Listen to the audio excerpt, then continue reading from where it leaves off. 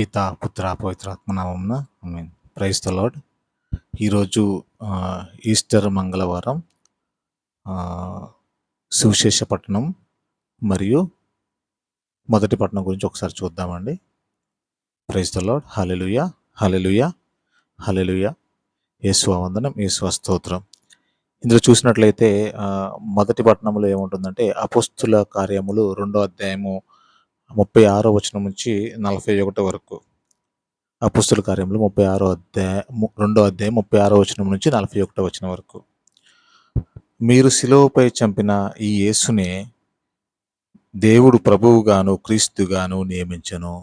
ఇక్కడ ఒక వాక్యం చూస్తే ఇక్కడ ఏం జరుగుతుందంటే యేసు ప్రభు గురించి చెబుతూ ఉన్నారు. ఎవరు చెబుతూ ఉన్నారంటే పేతురు గారు, అంటే యేసు ప్రభు శిష్యులలో పెద్దవాడైనటువంటి పేతురు గారు దీని గురించి, యేసు ప్రభు గురించి చెప్తూ ఉన్నాడు. ఎప్పుడు చెప్తూ ఉన్నాడంటే పెంతెకోస్తు అయిన తర్వాత, పెంతెకోస్తు దినం తర్వాత అతను ఈయన వీరందరికీ కూడా ఎక్స్ప్లెయిన్ చేస్తున్నాడు.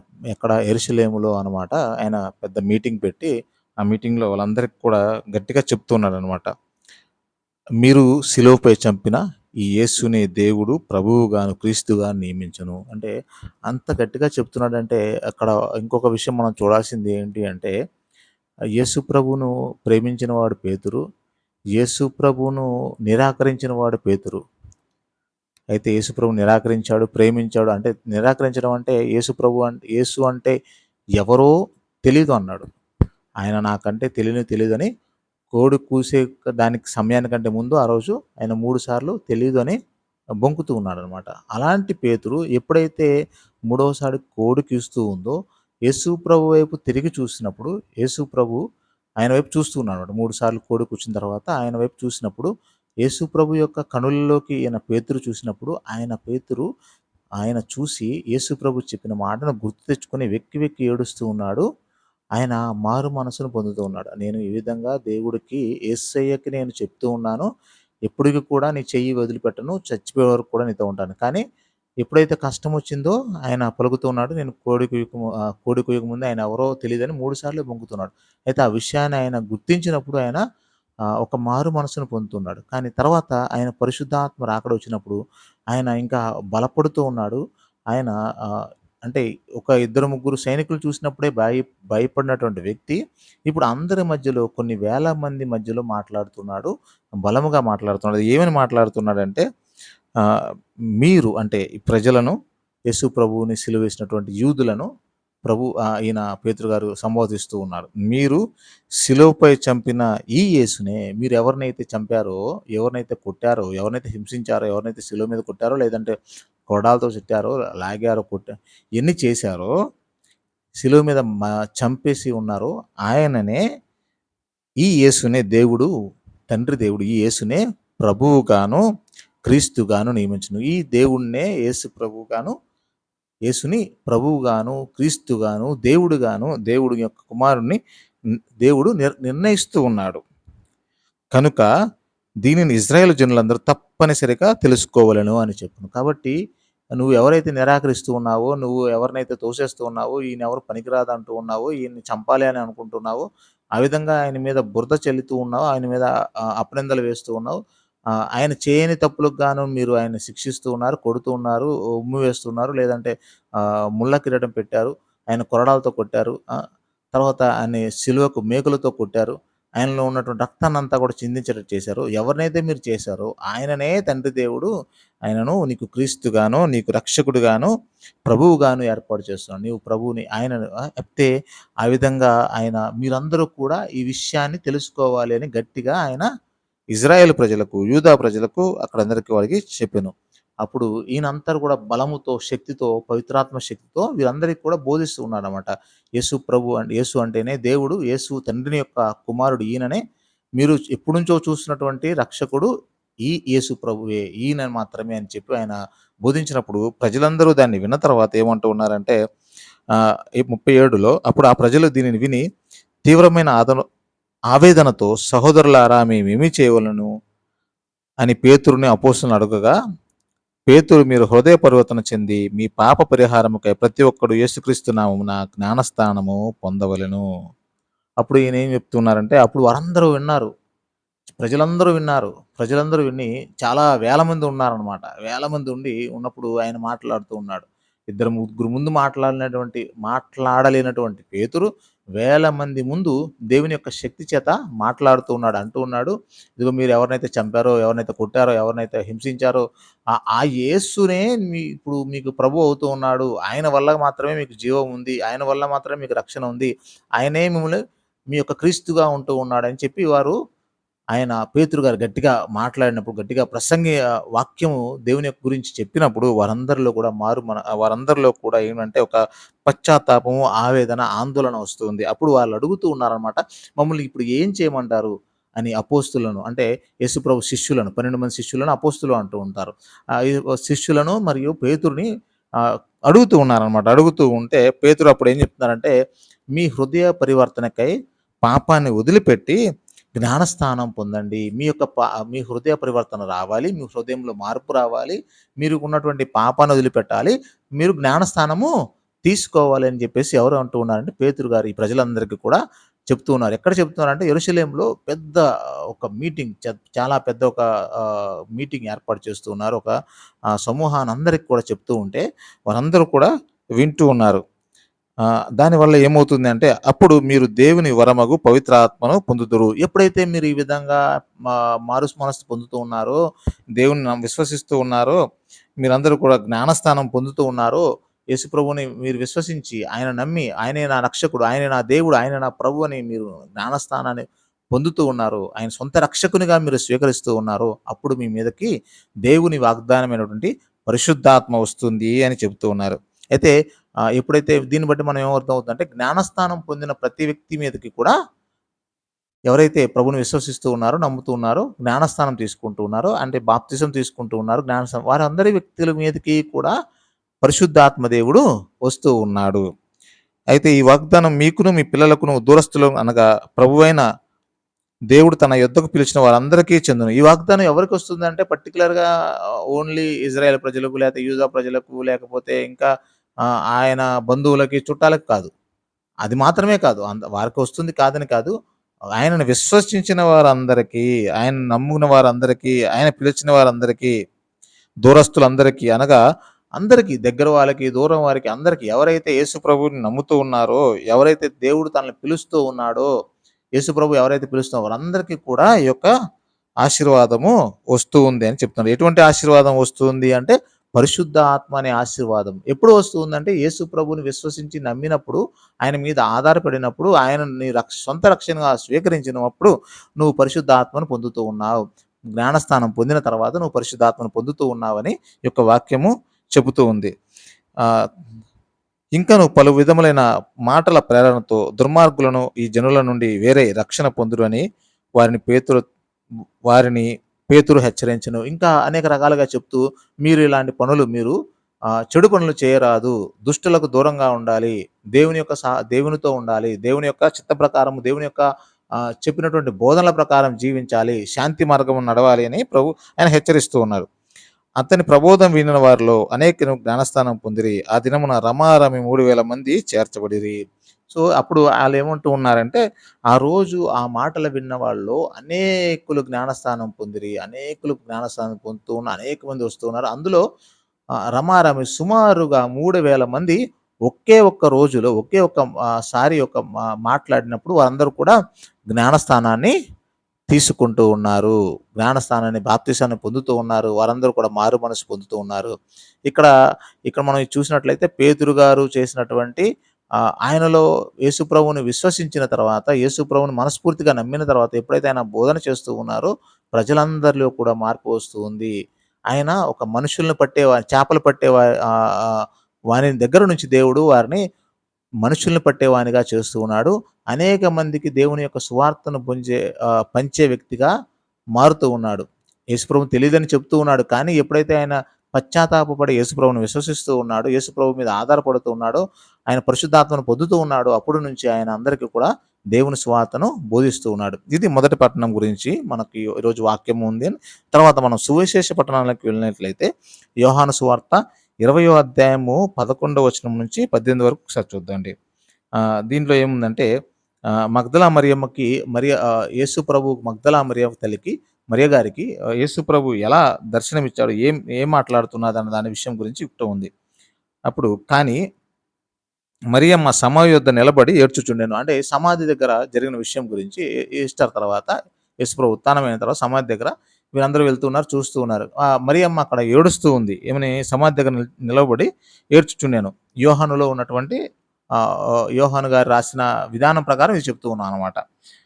మత్తయ్య గారు, మార్కు, లూకా వీళ్ళందరూ కూడా ఈ యొక్క సిట్యుయేషన్‌ని రాస్తూ ఉన్నారు. ఈ యొక్క పరిస్థితిని వాళ్ళు రాస్తూ ఉన్నారు. ఈ యోహాను గారు ఏం చెప్తున్న దాని గురించి చూద్దాం. కానీ మరియమ్మ సమాధి యొద్ద నిలవబడి ఏడ్చుచుండెను. శిష్యులందరూ కూడా యేసుప్రభు లేచారనుకుంటున్నారు, లేకపోతే అక్కడ లేరు అని చెప్పి అనుకుంటూ ఉన్నారు. కానీ మరియమ్మ ఏం చేస్తుందంటే ఇక్కడ యేసుప్రభు గురించి ఏమంటూ ఉంటుందంటే, ఈయన ఎక్కడ ఉన్నారు అని చెప్పేసి నిల్చొని ఏడుస్తుంది. యేసుప్రభు గురించి బాధపడుతుంది, ఏడుచుతూ ఉంది. ఆమె వెళ్ళి వంగి సమాధిలోకి చూడగా ఇద్దరు దేవదూతలు తెల్లని వస్త్రములు ధరించి కాళ్ళ వైపున ఒకరు, తల వైపున ఒకరు యేసు భౌతిక దేహమును ఉంచిన చోట కూర్చుని ఉండిరి. ఇద్దరు దేవదూతలు తెల్ల వస్త్రాలు ధరించి ఉన్నారు. వారిద్దరు కూడా కాళ్ళ వైపు చూస్తూ ఉన్నారు. అప్పుడు అమ్మ నీవు ఎందుకు ఏడ్చుచున్నావు అని వారు ఆమెను అడిగిరి. వారిద్దరూ ఏమంటున్నారమ్మా, అమ్మ మరియమ్మ నువ్వు ఎందుకు ఏడుస్తున్నావు? మగ్దలేన మరియమ్మ నువ్వు ఎందుకు ఏడుస్తున్నావమ్మా అని ఎవరిని అడుగుతూ ఉన్నారు. అప్పుడు ఆమె వెనుకకు తిరిగి నా నా ప్రభువును ఎవరో ఎత్తుకొని పోయిరి, ఆయనను ఎక్కడ ఉంచిరో నాకు చెప్పుడు అని అంటుంది. అప్పుడు చూడండి, ఆ మరియమ్మ, మగ్దలేన మరియమ్మ, పాపంలో ఉన్నటువంటి మరియమ్మ, ఆ పాపం నుంచి యేసయ్య ఆవిడకి విడుదలిచ్చి ఉన్నాడు. ఆవిడ ఎంతగా యేసయ్యని ప్రేమిస్తుందో అంటే తన తలనీలాలతో కాళ్ళను తుడిచిందని వాక్యం చెప్తూ ఉంది. తను పరిమళ ద్రవ్యాన్ని తెస్తూ ఉంది. ప్రభువుకి చేస్తూ ఉంది. పరిమళ ద్రవ్యంతో కాళ్ళకు అభిషేకం చేస్తూ ఉంది. తన తల వెంట్రుకలతో తుడుస్తూ ఉంది. ఎంతగానో యేసయ్యను ప్రేమిస్తుంది. ఎంతగానో ప్రేమిస్తుందంటే ఎంతగానో ఆయన్ని తన సొంత రక్షకుడుగా, నా దేవుడిగా ఆయన స్వీకరించింది. రాజుగా స్వీకరించింది. తన మనస్సులో యేసయ్యకి ఎంతో ప్రేమతో ఉంటుందన్నమాట. అందుకే ప్రభు మొట్టమొదటిగా ఈ మగ్దలైన మరియకే ఆయన దర్శనం ఇస్తూ ఉన్నాడు. ఎంతగా ప్రేమిస్తూ ఉన్నాడో యేసుప్రభు కూడా ఆ యొక్క ప్రేమను చూసి ఆవిడకి మొదలుగా ఆయన దర్శనాన్ని ఇస్తూ ఉన్నాడు. సో, ఆయన దర్శనం ఇస్తున్నప్పుడు ఆయన ప్రభువు చెప్తూ ఉన్నారు ఏమనంటే, ఆవిడ చెప్తుందనమాట దూతలతో, ఎవరో నా యేసయ్యని ఎవరో ఎత్తుకొని పోయారండి. మీరు చూసారా? ఆయన చనిపోయిన తర్వాత, ఆయన బతికున్నప్పుడు కాదండి ప్రేమించడం. ఆయన చనిపోయిన తర్వాత కూడా ఆ సమాధి దగ్గరే తిరుగుతూ ఉంది. యేసయ్య చుట్టూ తిరుగుతూ ఉంది. చచ్చిపోయే వరకు కూడా బతికున్నప్పుడు ఆయన కాపాడినప్పుడే కాదు, ఆయన చచ్చిపోతున్నప్పుడు కూడా ఆయనకు వెనకాల తిరుగుతూ ఉంది. కృతజ్ఞత కలిగి ఉంది దేవుడికి, యేసయ్యకి. సమాధి దగ్గర అక్కడ సిలువ దగ్గర ఉంటూ ఉంది. సిలువలో చనిపోయే టైంలో ఉంది. చనిపోయిన తర్వాత కూడా భూస్థాపనం అప్పుడు ఉంటుంది. భూస్థాపనం తర్వాత తెల్లారి కూడా వచ్చి అక్కడక్కడే తిరుగుతుంది. యేసయ్యని అంతగా ప్రేమించింది ఆవిడ. ఎంతగా ప్రేమించింది. ఆ సమాధి దగ్గరికి వెళ్ళడానికి భయపడట్లేదు. నా యేసయ్య నా తండ్రి అని అక్కడికి వెళ్తూ ఉంది. అక్కడికి వెళ్ళి వాళ్ళని అడుగుతుంది. దూతలను అడుగుతుంది. ఎవరిని అడుగుతుంది? మామూలు వ్యక్తులు కాదు. దూతలను కూడా అడుగుతుంది. అయ్యా, నా యేసయ్యని మీరు ఎక్కడుంచారో మీరు ఏమైనా చూసారా? ఆయన ఎవరైనా ఎత్తుకుపోయారేమో నాకు చెప్పండి దయచేసి అని బోరున ఏడుస్తూ ఆయన ఉంటున్నప్పుడు అట్లు చెప్పి ఆవిడ వెనుకకు తిరిగి యేసు నిలబడి ఉండి చూచాను. కానీ ఆయన గుర్తింపలేదు. అప్పుడు ఆయన చేస్తుందంటే అలా మాట్లాడుతూ వెనక్కి తిరిగి చూస్తుంది. వెనక్కి తిరిగినప్పుడు అక్కడ యేసు ప్రభు నిల్చొని ఉన్నాడు. ఉత్థానమైనటువంటి గొప్ప ప్రభువు, గొప్ప శక్తితో ఉన్నటువంటి ప్రభువు నిలబడి ఉన్నాడు. కానీ ఆవిడ ఆయనని, యేసు ప్రభువుని గుర్తించలేదు. యేసు ఆమెతో, అమ్మా నీవు ఎందుకు ఏడ్చున్నావు? నీవు ఎవరిని వెతుకుతున్నావు అనెను. అప్పుడు యేసుప్రభు ఏమంటున్నారంటే, అమ్మా నువ్వు ఎందుకు ఏడుస్తున్నావమ్మా? నువ్వు ఎవరిని ఎతుకుతూ ఉన్నావు తల్లి అని అంటున్నాడు. చూడండి, దేవుడు యొక్క అంత గొప్పవాడంటే ఎవరైతే ఏడుస్తూ ఉంటారో, ఎవరైతే బాధపడుతూ ఉంటారో, ఎవరైతే కన్నీరు కారుస్తూ ఉంటారో, కన్నీరు కారుస్తూ ప్రభువుని వెతుకుతూ ఉంటారో ఖచ్చితంగా వారితో దేవుడు మాట్లాడతాడు. ఇక్కడ చక్కగా చెప్పబడింది. ఆవిడ ప్రభు కోసం ఏడుస్తూ ఉంది. ప్రభువుని వెతుకుతూ ఉంది. బాధపడుతూ ఉంది. ప్రభు వైపు చూస్తూ ఉంది. ఇక్కడ చూసినప్పుడు ఎప్పుడైతే ఈ మగ్దలేన మరియమ్మ ప్రభువును చూస్తూ, ఏడుస్తూ ప్రభు వైపు కోసం వెతుకుతూ ఉందో, ప్రభు ఆవిడతో మాట్లాడుతున్నాడు. దర్శనం ఉన్నాడు, మాట్లాడుతున్నాడు. ఇక్కడ ఆవిడ ఒక్కరికే కాదండి, ఎవరైతే ప్రభుని విశ్వసిస్తూ ఉన్నారో, నమ్ముతూ ఉన్నారో, ప్రభు వైపు చూస్తూ ఉన్నారో, ఏడుస్తూ ఉన్నారో, బాధపడుతున్నారో, ప్రభుని పిలుస్తూ ఉన్నారో ఖచ్చితంగా ప్రభువు మాట్లాడే దేవుడు. ఇర్మియా గ్రంథం 33:3లో ప్రభు చెప్తున్నాడు, "నీవు నన్ను పిలితివేని నీకు జవాబిస్తాను. నీకు తెలియని గొప్ప విషయాలను తెలియజేస్తాను." ప్రభువుని మనం పిలిచినట్లయితే ప్రభు మనకు జవాబిస్తాడు. గొప్ప గొప్ప విషయాలు మనకు తెలియజేస్తున్నాడు. కాబట్టి మనం ఎప్పుడైతే ప్రభువును ప్రభువా, దేవా, రక్షకుడా, నా ప్రభువా, నా కాపరి, నా దేవుడా అని పిలుస్తూ ఉంటామో ఖచ్చితంగా దేవుడు మనతో మాట్లాడుతూ ఉంటాడు. ఈ విధంగా ఆవిడ మరియమ్మ గారు, మగ్దలేన మరియ ప్రభువుని ఏడుస్తూ గగ్గోలు పెడుతూ, పిలుస్తూ, ఏడుస్తూ, "అయ్యా నా నా ప్రభువా ఎక్కడున్నావు తండ్రి" అని కొట్టుకుంటూ, బాదుకుంటూ ఆవిడ మనసుతో అంతగా రోదిస్తూ ఉంటే ప్రభువు ఆమె వైపు చూసి, "అమ్మా, నువ్వు ఎందుకు ఏడుస్తున్నావు? ఎవరిని వెతుకుతున్నావు?" అన్నాడు.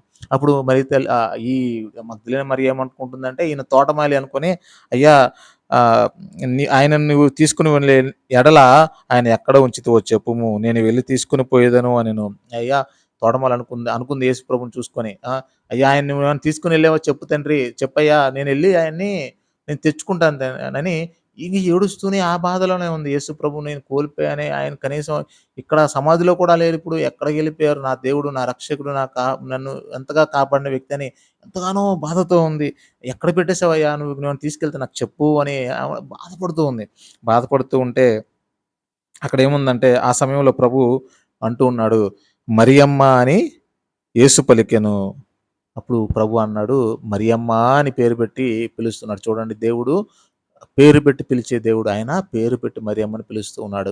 ఎవరైతే విశ్వాసంతో, నమ్మకంతో దేవుడి వైపు చూస్తూ ఉంటారో, ఆయన్ని అడుగుతూ ఉంటారో, నీ దీవెన కావాలి అని, లేకపోతే నువ్వు కావాలి ప్రభు అని అడుగుతూ ఉంటారో, ఆయన మనల్ని పేరు పెట్టి పిలిచే దేవుడు. తల్లి గర్భంలో రాకమునిపే మన పేరును ఆయన పిలుస్తూ ఉన్నాడు. పేరు పెట్టి మనల్ని పిలుస్తూ ఉన్నాడని వాక్యంలో చెప్తూ ఉంది. కాబట్టి ప్రభువు ఎప్పుడైతే ప్రభు వైపు చూస్తూ ఉంటామో, ప్రభు ఖచ్చితంగా నిన్ను నన్ను పేరు పెట్టి పిలుస్తూ ఉంటాడు. ఖచ్చితంగా పిలుస్తారు. ఎప్పుడైతే ప్రభు వైపు చూస్తూ ఉంటామో, ఆయన వైపు చూసి బాధపడుతూ ఉంటామో, ఏడుస్తూ ఉంటామో, కన్నీరు పెట్టుకుంటూ ఉంటామో, ఎవరి వైపు చూసినా మనం బాధపడి ఎవరి వైపు చూసినా ఉపయోగం ఉండదు. కానీ బాధపడుతూ కన్నీరు పెట్టుకుంటూ ప్రభు వైపు చూస్తే ఖచ్చితంగా ప్రభువు మనకు మాట్లాడతాడు, మనల్ని ఓదారుస్తాడు, మనల్ని రక్షిస్తాడు, మనల్ని కాపాడతాడు. సరే, ఇక్కడ చూసినట్లయితే ఈవిడ మరియమ్మ అని యేసు ఆయన పిలుస్తూ ప్రేమతో పిలుస్తూ ఉన్నాడు. అప్పుడు వెంటనే ఆవిడ గుర్తించింది యేసు ప్రభు యొక్క మాటను ఈ మరియమ్మ గుర్తిస్తూ ఉంది. అంటూ ఉంది వెంటనే హిబ్రూ భాషలో రబ్బూనీ అని పిలిచెను. అంటే దాని అర్థం ఏంటంటే, రబ్బూనీ అంటే బోధకుడా, నా నా నా బోధకుడా అని ఎంతగానో ప్రేమతో రబ్బూనీ అని పిలుస్తుందనమాట. ఆ వేదనతో, ఆ బాధతో, నా దేవా అని బాధతో పిలుస్తూ ఉందనమాట. అప్పుడు యేసు ప్రభు ఆ విధంగా ఆయనకి దర్శనం ఇవ్వడం జరిగింది. యేసు, ఆమె నన్ను పట్టుకోవద్దు, నేను ఇంకా తండ్రి వద్దకు ఆరోహణమై వెళ్ళలేదు, నా సహోదరులతో చెప్పుము అని చెప్పాను. అంటే యేసు ప్రభు అక్కడ చెప్తూ ఉన్నాడనమాట. ఇంకా నన్ను పట్టుకోక నేను తండ్రి దగ్గరికి వెళ్ళాలి నేను ఇంకా అని ప్రభు చెప్తూ ఉన్నాడు. దాని తర్వాత మగ్దలా మరియమ్మ వెళ్ళి శిష్యులతో, నేను ప్రభుని చూచి తిని వారికి ప్రభు సందేశమును తెలియచేసిన. దాని తర్వాత వెళ్ళి ఆవిడ మరలా శిష్యులందరికీ కూడా యేసు ప్రభు గురించి, నేను ప్రభుని చూశాను, ప్రభుతో మాట్లాడాను అని చెప్పి ఆవిడ చెప్తుంది. చూడండి, ఇక్కడ ఎంత గొప్ప విషయము. ఇద్దరు వ్యక్తులను చూడొచ్చు మనము. ఒక వ్యక్తి, యేసుని ప్రేమించిన వ్యక్తి, మొదటి పట్టణంలో పేతురు గారు ఎంతగానో నిరాకరించినటువంటి యేసును పక్కనే ఉండి నడిచాడు, నిరాకరించాడు, ఆయన ఎవరో తెలీదన్నాడు. తర్వాత ఆ వ్యక్తి ఏమవుతూ ఉన్నాడంటే, యేసుని గురించి రక్షకుడు అని చెప్పి కొన్ని వేల మంది ముందు సాక్ష్యంగా చెప్తూ ఉన్నాడు. ఆ విధంగా మారు మనసు పొందుతున్నాడు. ఎప్పుడైతే యేసు ప్రభు ముందు ఏడుస్తూ ఉన్నాడో, వెక్కి వెక్కి ఏడుస్తూ క్షమాపణ అడుగుతూ ఉన్నాడు. ఆయన ఎప్పుడైతే 3 సార్లు బొంకుతున్నాడో, యేసు ప్రేమతో ఆయన్ని చూస్తున్నాడు. అప్పుడు బొంకిన తర్వాత యేసు ప్రభు ప్రేమతో ఆయన చూసినప్పుడు ఆయన వెక్కి వెక్కి ఏడుస్తూ ఉన్నాడు. ఆయనలో మారు మనసు వస్తూ ఉంది. ఆయన తర్వాత ఆయన పరిశుద్ధాత్మను పొందుతూ ఉన్నాడు. పరిశుద్ధాత్మను పొందిన తర్వాత ఆయన సువార్తను, యేసు ప్రభు గురించి మాట్లాడడం మొదలుపెడుతూ ఉన్నాడు. అందరికీ కూడా చెప్పడం మొదలుపెడుతున్నాడు. ఆయన అందరికీ కూడా సాక్ష్యంగా ఉండడం మొదలుపెడుతున్నాడు. అంత పిరికివాడైనటువంటి వాడు గొప్ప సాక్షిగా మారిపోతూ ఉన్నాడు. తర్వాత అదే విషయం మరలా ఆయన అంతగా ప్రేమిస్తూ ఉన్నాడు. ఆయన కోసం నిలబడుతూ ఉన్నాడు. అదేవిధంగా మరలా మగ్దల మరియమ్మ కూడా యేసు కోసం కూడా ఎవరిని చూసి భయపడలేదు. ఏ ఏ రాజును కానీ, ఏ బంట్రోతును కానీ ఎవరిని చూసి భయపడలేదు. నా ప్రభువే చచ్చిపోతున్నాడు అన్నప్పుడు నాకేంటి అని ఆ ప్రభువు దగ్గరే నిల్చుంది. ప్రభు దగ్గరే ఉంది. ప్రభు దగ్గరే ఆ చుట్టుపక్కలే తిరుగుతూ ఉంది. ఆ చుట్టుపక్కలే తిరుగుతూ ఉంది. ఎంతగానో విశ్వాసం పెంచుకుంది, ప్రభు మీద నమ్మకం పెంచుకుంది ఆవిడ. ఆ విధంగా దేవుని యొక్క ఆశీర్వాదం కోసం తిరుగుతూనే ఉంది. ఆ దేవుడు నన్ను రక్షించాడు, నన్ను కాపాడాడని తిరుగుతూ ఉంది.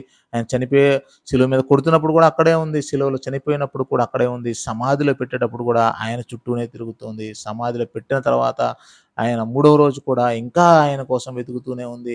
ఎవరైనా ఎత్తుకుపోయారని ఏడుస్తూ తోటమాలిని కూడా అక్కడ ఉన్నటువంటి దూతలను అడుగుతుంది. తోటమాలి అనుకుని యేసు ప్రభువుని కూడా అడుగుతుంది, "నువ్వే ఎక్కడైనా పెట్టావా?" అని చెప్పి. ఎప్పుడైతే ఆయన చూసిందో ఆవిడ ఆనందంతో గంతులు వేస్తుంది. రబ్బూనీ అని పిలుస్తుంది. కాబట్టి చూడండి, ఎప్పుడైతే ప్రభు మీద ఆధారపడి ప్రభువును చూస్తూ ఉన్నారో వారు గొప్ప వ్యక్తులుగా మారిపోతూ ఉన్నారు. గొప్ప వ్యక్తులుగా మారిపోతూ ఉన్నాడు. ఈ సమయంలో మనం ఇంకొకరిని గుర్తు చేసుకోవచ్చు. ఆ యూదా ఇస్కరియోతు డబ్బుల కోసం చూస్తూ ఉన్నాడు. 30 వెండి నాణాలు కావాలనుకుంటున్నాడు. ఆ 30 వెండి నాణాలు ఆ 30 వెండి నాణాలు తీసుకున్న తర్వాత ఏమవుతూ ఉందంటే, ఆయన 30 వెండి నాణాలు చూసాడు. తర్వాత ఆయన బాధపడ్డాడు. దాని తర్వాత పశ్చాత్తాపం పొందాడు కానీ ప్రభు వైపు చూడలేదు. ప్రభు వైపు చూడకుండా ఆయన ఎటు చూస్తూ ఉన్నాడంటే, ఈ జనాల వైపు చూస్తూ ఉన్నాడు. మనుషుల వైపు, లేకపోతే ఇంకొక వేరే వేరే వాళ్ళ వైపు చూస్తున్నాడు. ఆయన ఒకవేళ ప్రభు దగ్గరకు వచ్చి ఉంటే ప్రభు ఖచ్చితంగా మన్నించేవాడు. ప్రభుని క్షమాపణ అడిగి ఉంటే. కానీ ఆయన క్షమాపణ అడగలేదు. ఆహ్, ద సిలువలో ఉన్నటువంటి దొంగనే యేసుప్రభు క్షమించాడు. ఆయన శిష్యుడంటూ యూదా కూడా వచ్చి అడిగినట్లయితే అది ఇంకొక సాక్షిగా యూదా ఉండేవాడు. కానీ యూదా ఆ విధంగా అడగలేదు. యూదా ఏమిటంటే ఆయనకి కేవలం ఆ డబ్బు మీద ఉన్నటువంటి ఆశతో ఆయన ఉన్నాడు. చివరికి ఆ డబ్బు దొరికిన తర్వాత కూడా ఆయనకి మనశ్శాంతి లేదు. చివరికి ఆయన చనిపోతున్నాడు. ఇంకో విషయం మనం ఏం చేసుకోవాలంటే, మనలోనే కొంతమంది ఏమిటంటే డబ్బు మీద ఆశ అంటే భయంకరమైన ఆశ. దేవుడి కంటే ఎక్కువగా డబ్బును ప్రేమించినప్పుడు ఆ డబ్బు మనల్ని ఏం చేస్తుందంటే నాశనంలోనికి తీసుకొని వెళ్తుంది. ఆ నాశనము జీవితం నాశనమైన తర్వాత కూడా మనకు అర్థమవుతూ ఉంది. ఆ విధంగా జీవితాలు నాశనం అవుతాయి. కాబట్టి మనము ప్రభువుని మాత్రమే ముఖ్యమైనటువంటి ప్రాముఖ్యత ఇవ్వాలి. అటు తర్వాత దేనికైనా మనం ఇచ్చినప్పుడు దేవుడు మనకు ఆశీర్వదిస్తాడు. పితా, పుత్ర, పవిత్రాత్మ నామమున ఆమేన్. Praise the lord.